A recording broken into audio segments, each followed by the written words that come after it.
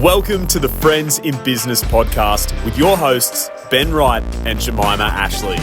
Ben, known as the sales strategist, and Jemimah, our resident visibility expert, are here to share their wealth of knowledge and experience with a little fun along the way.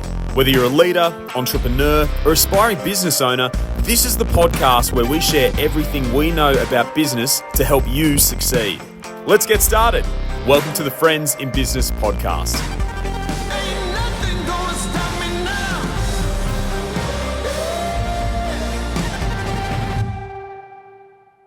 Hey Ben, how are you? Hello, welcome back. Oh, I love being up in Noosa. What a beautiful part of the world. I think we start most podcasts with this because it is such a great place to be and I think so fortunate to be here. The only downside of spending so much time up with you is at 5:50 every morning. We leave the house and we go and exercise for a while. Well, I go at 5:50. I left at 6 this morning. I was like, no, not quite getting there. I think you won't be this morning. But it's one of the things that here, I will say, I've gotten quite addicted to this idea of continually like this really early morning, big exercise near the ocean. It's just something you can't do in Melbourne. Yeah.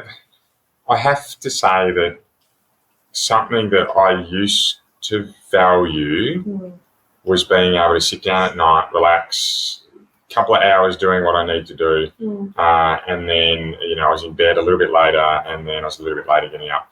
Where my priorities have shifted is that I find my relaxation in things that don't need 2 hours at the end of the night. Dead time. I find my relaxation in things that half an hour to an hour to allow me to wind down, because I get more benefit from getting up early, getting my exercise done, starting the day well.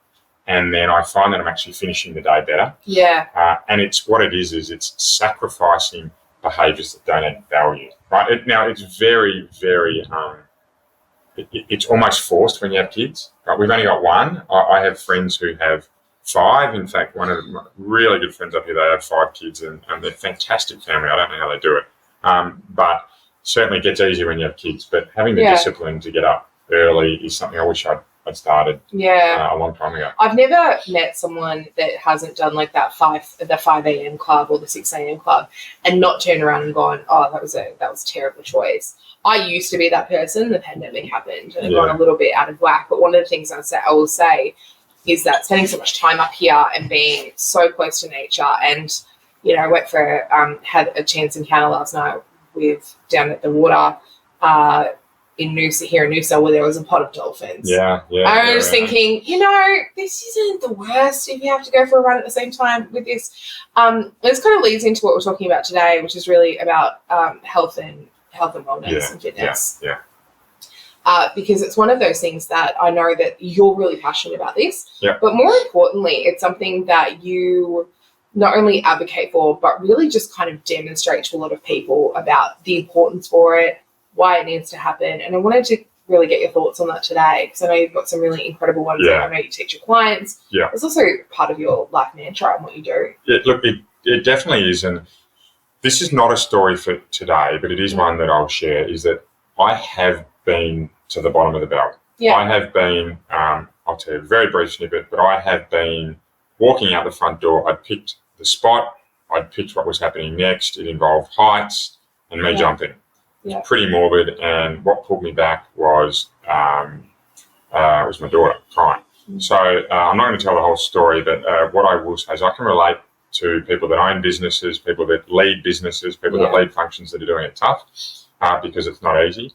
But what I can also say is that I think there are things we have in our control to help reduce the impact that really tough times have. So we're going to go through 5 things today. I also want to really acknowledge that's a big story that you're sharing.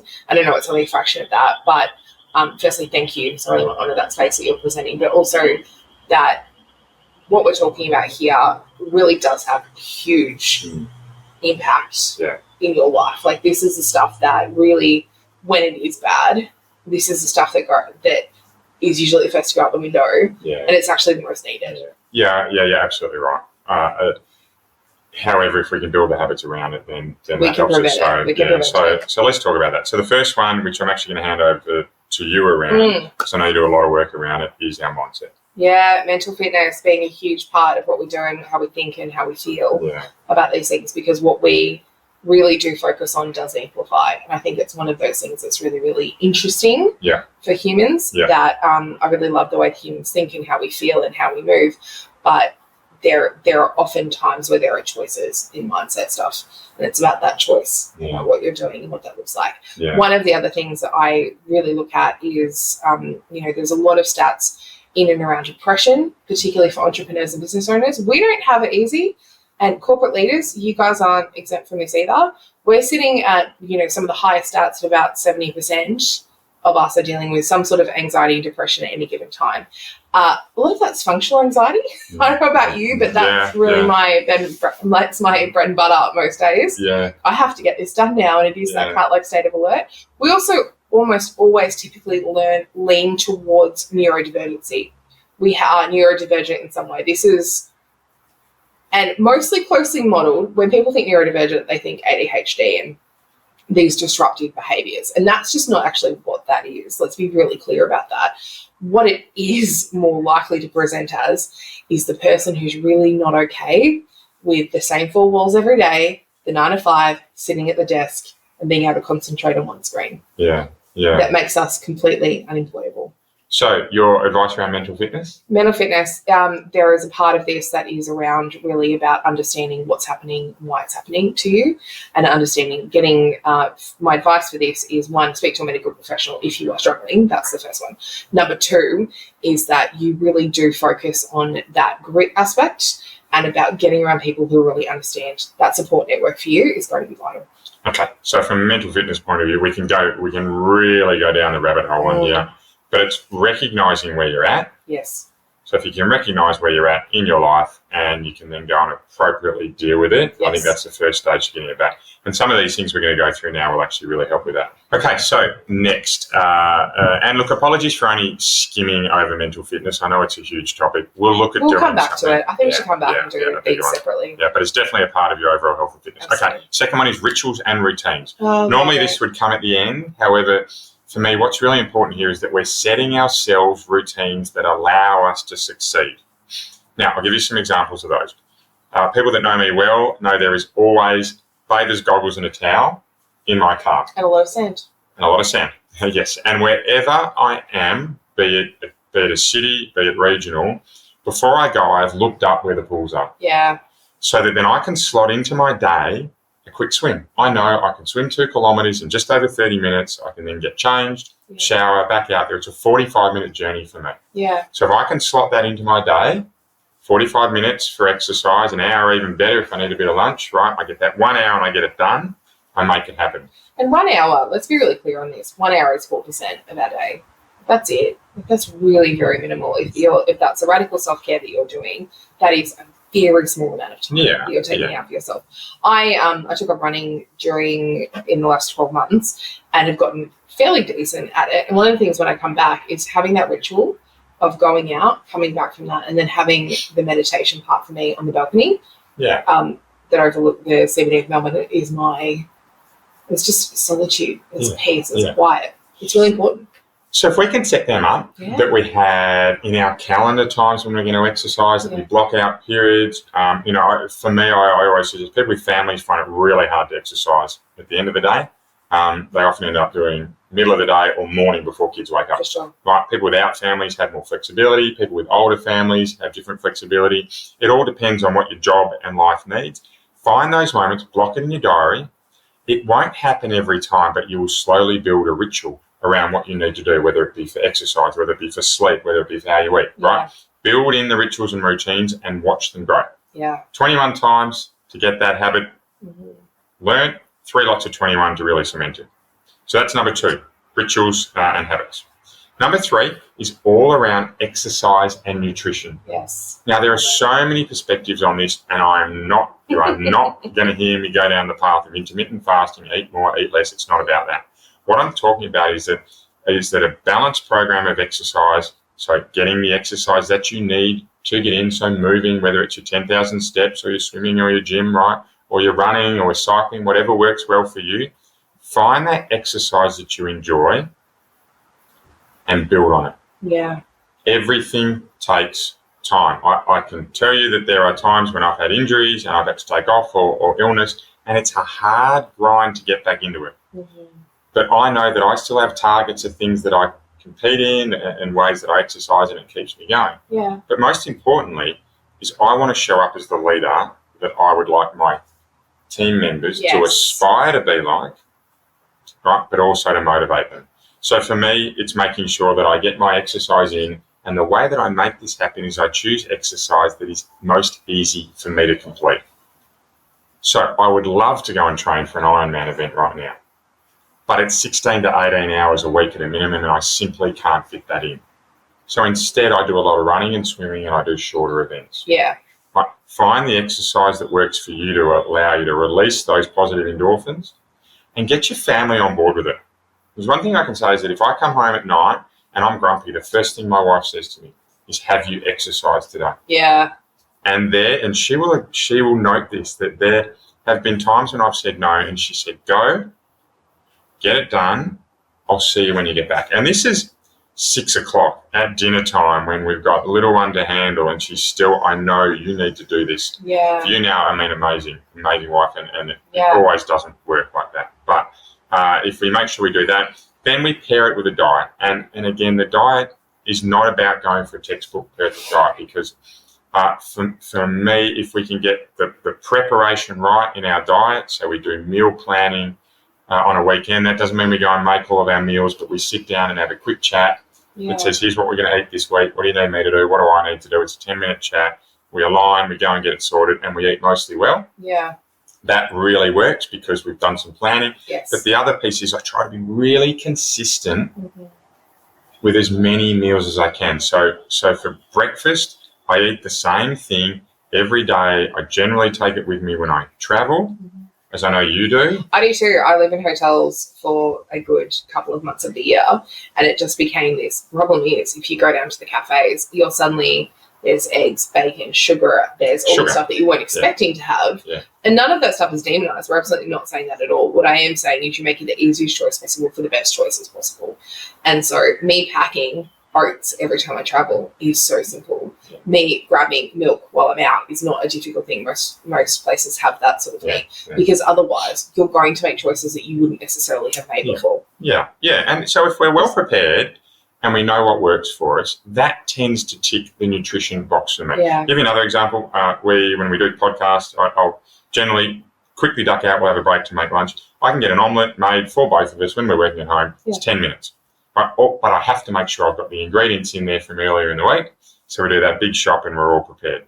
The last thing I'll say on nutrition is that it's also really important to know your triggers when it comes to sleep, which we're going to move into in a moment. But some of the really key pieces around nutrition is to try and have generally 3 hours is what I read is a really key part, a key number. Now, please, that is not going to be the perfect number. There's going to be lots of science that agrees or disagrees with it. But the point is, finish your meals, give yourself time to wind down so you can get to sleep and have that. It is near impossible to have a meal and get straight into bed and go to sleep.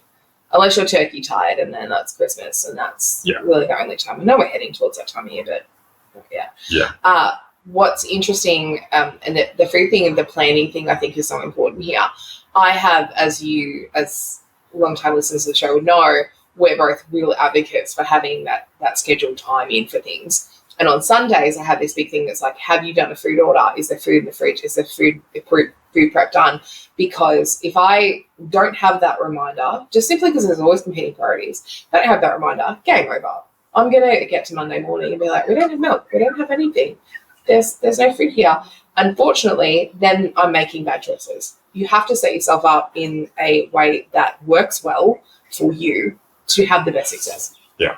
So, exercise. It's all about making sure you know what works for you and you fit it into your day as efficiently as you can. Right, block it out. We've talked about that in your habits and your rituals, but we're making sure we're doing that. The next piece around nutrition is understanding, again, the diet that works for us, so you're more protein, you're more carbohydrates, whatever it may be. But importantly, you're preparing to have your diet. You're as consistent as you can with what you eat, and that even goes down to snacks. I take almonds with me whenever I'm doing strategy days. But also you're just balancing it out. Yeah. So, okay, let's move into The fourth piece, which is around sleep and preparation. Yeah. Again, I'm certainly not going to come at this from a scientific point of view. This is a story, or these are stories from entrepreneurs who have been in very difficult situations, very busy situations in their lives, and what we're trying to do is share with others what works. So sleep and nutrition. So for me, not getting enough sleep is as bad as waking up with a hangover. I'm worse. If I'm sleep deprived. Yeah, and look, fundamentally, if we don't get enough sleep, we make bad decisions. Everyone knows that. However, it doesn't always work that you can magically get sleep. We have families where kids are waking up. We have late night work commitments. We have things on our mind. So Possums in the roof, right? So what I really suggest that for me, what has really worked is first of all, I get clear on how much sleep I need. I know that. When I'm generally exercising pretty hard, I need that 7.5 to 8 hours. So what I do is I set that time into my calendar. Mm-hmm. So I know that I want to be in bed. If I'm getting up at 5:30, I want to be in bed by 9:30. And what I do is I back my day away from that 9:30 time. So I know that if I'm in bed at 9:30, I need to eat dinner at 6:30. Doesn't always happen, yes. But you're planning to do this as frequently as you can. Then to be eating dinner at 6:30, you need to be home or finish work by, say, 6 o'clock if you're not making dinner, or earlier if you are making dinner. Then you've got a little bit of time after dinner, depending on when the kids are gone down or when you've got other commitments, to be able to do a bit of work. And then I know I need that hour wind down, right? So I've got that kind of night plan. I then know when I need to get to work. I know what time I need to get up to exercise. And it all works together because I've spent the time to plan out how I want to sleep. Now, that doesn't mean, again, that it simply happens. The bit that I think is really important to pair really well is to know what your levers are that cause you to have poor sleep. Yes, oh my goodness, because the preparation is everything. But if you're walking into a really difficult day, we refer to them in our office as hell day. If I'm having a bad, I'm going to have a day today.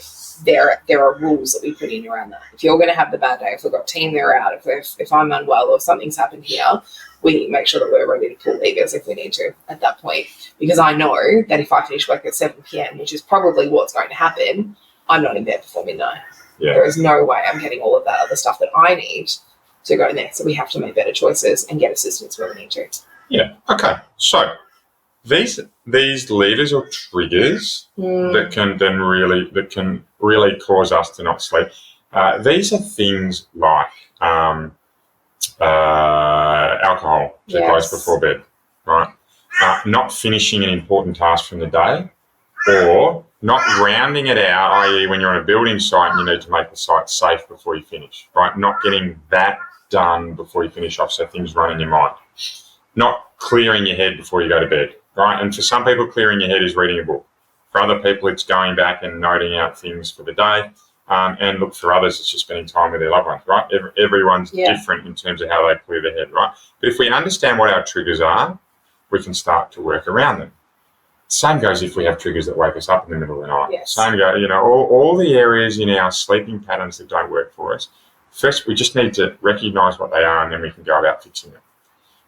Again, way to do that generally by preparation, but I strongly suggest that in fact all of these tips we're going through around health and fitness, they're all about understanding what works for you, but then making the commitment to get it done. So that's number 4. Yeah. Number 5 is balance. Yes. So that is balancing between, it's not work-life balance. I don't say work-life balance to me. It's just balance, because there is a lot of things that happen across your days that you can't put them in a bucket of work or of life, right? But the way that I go about finding balance is I actually work out what's really important to me. Yeah. What are the golf balls in the jar? They're the most important parts, the most important things in your life that I need to get done. And then I schedule them across my weeks. And then I go to the second most important. So in that jar, it's full of the golf balls. It's the stones that come in next. Yeah. But then I start to schedule those. And then the third piece is the pebbles and the sand and the water, right? And we go one after the other. But to make the balance work, we've got to be really clear on what our priorities are. Example for me is my daughter, 8:30 every Friday morning we have swimming lessons. Yes. I don't work Fridays between 8 a.m. and 10 a.m. You just won't get me. Yeah. There's no chance. Yeah. Very, very rare. Look, occasionally, I say that I've done a couple of Friday Friday gigs this year, but generally I won't, because that's the commitment I've made to my daughter, and I love it. And I really, really want to be there for it. So for me, what that means, though, is there are other times when I might want to go for a 2-hour run, but I can only get a 1-hour run in because I need to do it. So I'm still getting my exercise in, but I've taken some balance to say, well, in this instance, work's going to be more important. The way we get balance is by being really clear on those priorities. Yes. The rocks, pebbles, and sand is such a great metaphor for this, because the rock being family time, that swimming lesson is such a rock about the work becomes the pebbles and the stones at that point. Yeah. And it's totally fine. But you putting yourself and prioritizing it. And I think this is one of the I do want to go through the 5, but one of the biggest things we'll take away that I'm going to take from this will absolutely be that you have to find the balance here. We can get all consumed. Any good leader gets consumed by their business. Any good business owner is consumed by their business at one point or another. And we have to start realizing we're not working to live. Like we really need to make sure that we are putting in that time and effort to also build our lives at the same time. It's very easy to all to be consuming. Absolutely. At the end of the day. Absolutely. Let's do the 5. Number 1 is your mental fitness. We only touched on it, I apologise. However, it's important to get that up and going. Number 2 is habits and rituals. Yes, right? So we make sure we set ourselves up to succeed by having those. Number 3 is exercise and nutrition. Right? Working out what works for us. Number 4 is sleep and preparation around your sleep. And then number 5 is balanced. My number 1 takeaway from today, it's really clear. It's to go through each of those and decide what works for you. It's not going to be perfect. No. We have so much data that's out there now around health and the future of health that we simply won't be able to nail it. However, what we can do is know what works for us and implement that to the best of our ability. Yeah, I think what's important, the silver bullet for me across all of this really is that none of this stuff is going to happen accidentally, Ben. We actually need to make very intentional choices. And one thing I'm realizing more and more in the business game is that it's never going to be accidental. Every single element of this is going to be, first and foremost, I've got to get the good food, I've got to order it. I have to go to the shops, that's what I'm going to do it. I have to schedule in that run, it's going to get to it. I have to spend family time, I have to schedule it in. This is about making all of this a priority to make our lives and what we're trying to build a priority. Excellent. Well, thank you, Jemimah, for today. It's been a little bit of a change of pace. It really has. It's been great. Talking about something different. We'll get back onto the business stuff next week, but there will be more to come around health and fitness. Sure. Absolutely. I'm doing some biological age testing at the moment. We'll share those results when they come out. But look, we've been your friends in business. It's been great to have you. We will talk to you again next week. See you guys. I've been tried and I've been tested. Thank you for listening to the Friends in Business podcast. This episode was brought to you by your hosts, Ben Wright and Jemimah Ashleigh, recorded in beautiful Noosa, Queensland. For more insights and resources, visit Ben at strongersalesteams.com and Jemimah at jemimahashleigh.com. If today's podcast has helped you, we'd be so grateful if you could leave a review and share with someone you know. This will help more people in the world benefit from the hard work we're putting in to bring you the best content we possibly can.